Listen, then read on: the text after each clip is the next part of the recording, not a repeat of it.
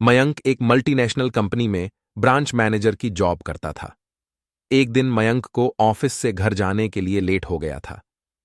सर्दी की मौसम होने के कारण रात भी जल्दी हो गई थी। ठंड भी बहुत शुरू हो चुकी थी। रास्ते में चलते चलते मयंक को अचानक एक आवाज सुनाई दी। रुक जाओ! मयंक वहीं पर ही रुक गया और पीछे मुड़ के देखा, लेकिन पीछे कोई भी नहीं था। फिर से वही आवाज सुनाई दी। सामने देखो! जैसे ही मयंक ने सामने देखा तो उसे जमीन पर कुछ चमकती हुई चीज दिखाई दी। मयंक दौड़ के उस चीज के पास गया और देखा तो यह कोई साधारण चीज नहीं थी, बल्कि एक चमकता हुआ हीरा था। उसने वह हीरा अपने हाथ में लिया।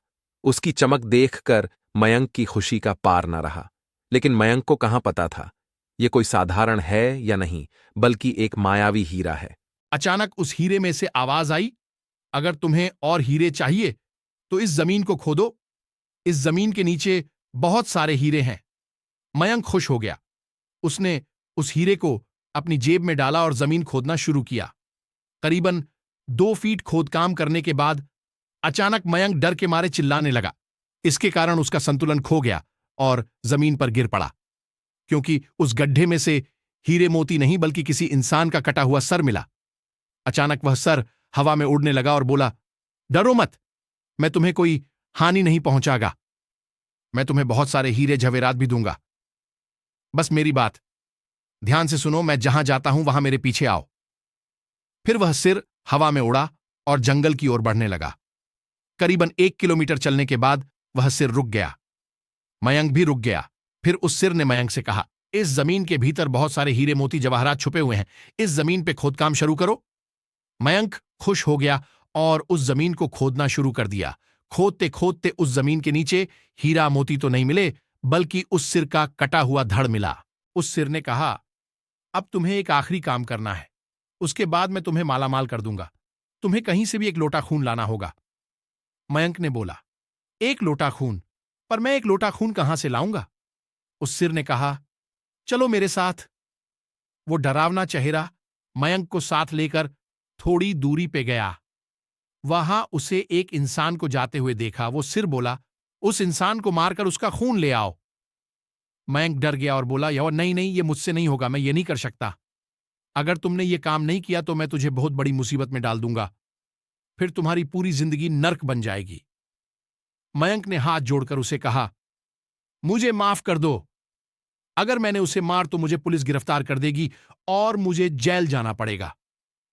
उस सिर ने अपने तंत्र मंत्र की शक्ति से एक छुरी और लौटा प्रकट किया और गुस्से से बोला, अगर तुम मेरा यह काम नहीं करोगे तो मैं तुम्हारे पूरे परिवार को मौत के घाट उतार दूंगा। मयंक ने मजबूरी में आकर उस आदमी को मार डाला और उसका खून लेकर उस सिर के पास गया। वो सिर खून को देखकर बहुत खुश हुआ और बोला, ये खून मेरे शरीर पे डाल दे। उस सिर के कहने पर मयंक ने खून को उसके शरीर पे डाल दिया। फिर कुछ ही देर में वो कटा हुआ सिर उस शरीर पे जुड़ गया। ये सब देखकर मयंक की हालत अब खराब होने लगी। वो उस भूत को देखकर काफी डर गया। जैसे ही वो भूत जिंदा हुआ तो जोर जोर से हंसने लगा और डरावनी आवाज में बोला, तुमने बहुत बड़ी गलती कर दी कि तुम्हें मुझे फिर से जिंदा कर दिया। अब मैं सिर्फ तुम्हें ही नहीं बल्कि इस पूरे शहर को मौत के घाट उतार दूंगा। डर के मारे मयंक के मुंह से आवाज भी नहीं निकल रही थी। वो अपने जान बचाने के लिए वहां से दौड़ा, लेकिन उस भूत ने छलांग लगाकर मयंक को जमीन पे गिरा दिया और बोला, मुझे बहुत भूख लगी है, अब मैं तुम्हारा मांस खाऊंगा। जैसे ही उस भूत ने मांस खाने के लिए आगे बढ़ा कि तुरंत ही उसका सिर धड़ से अलग हो गया। मयंक समझ नहीं पाया कि आखिर यह चमत्कार हुआ कैसे।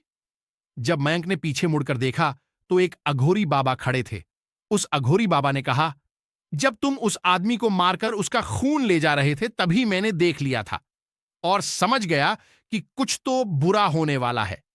इसीलिए मैं तुम्हारे पीछे पीछे यहां तक चला आया और मैंने अपनी मंत्र की शक्ति से उस भूत को फिर से मार दिया।